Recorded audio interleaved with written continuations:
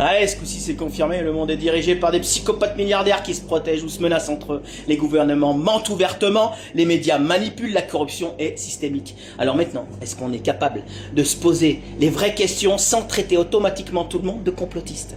Est-ce qu'on est capable d'imaginer qu'on hypersexualise volontairement les enfants pour les confondre, les fragiliser et les déstabiliser, pour détruire la famille, pour réduire la population en stérilisant et peut-être même à terme normaliser ou légaliser la pédophilie sous couvert de progrès ou de tolérance? Est-ce qu'on peut envisager qu'on nous empoisonne lentement via la nourriture ultra transformée, les produits chimiques, les injections expérimentales, les médicaments et la pollution? Que la médecine traditionnelle a été pervertie et que trop de médecins sont devenus des vendeurs de pilules, plus des soignants?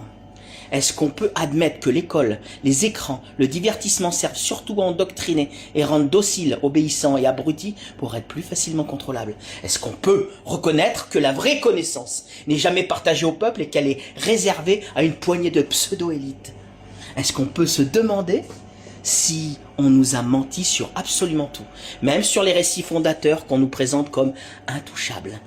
Est-ce qu'on peut envisager qu'on vit dans une succession de psyops, une mise en scène permanente, un Truman Show collectif? Est-ce qu'on peut imaginer qu'on est engagé dans une guerre vibratoire où tout est mis en œuvre pour nous maintenir dans des fréquences basses? Peur, culpabilité, insécurité, colère, révolte contrôlée. Est-ce qu'on peut enfin regarder le monde tel qu'il est? Tout a été inversé. Est-ce qu'on peut finalement admettre qu'il n'y a personne qui monte la hiérarchie du pouvoir sans être compromis? Qu'aucun politicien placé au pouvoir n'est là pour le bien du peuple, mais pour ses propres intérêts? Que la politique est une pièce de théâtre cyclique avec une succession de bons et de mauvais bergers qui gèrent un troupeau de moutons que le peuple aime ou déteste selon le camp où il se trouve? Que de tout temps, toutes les autorités ont toujours trompé le peuple et qu'il faudrait arrêter d'espérer qu'un bon berger vienne nous sauver? Qu'on a oublié qui on est, qu'on se comporte comme des moutons alors qu'on est tout sauf ça, mais qu'on a peur de reprendre notre pouvoir parce qu'admettre que c'est moi qui détiens le pouvoir, ça oblige à passer à l'action. Et ça fait peur. Et se demander calmement si la solution n'est pas de revenir à soi, à la vérité, à l'amour, à l'union, à la droiture, au local et au sacré.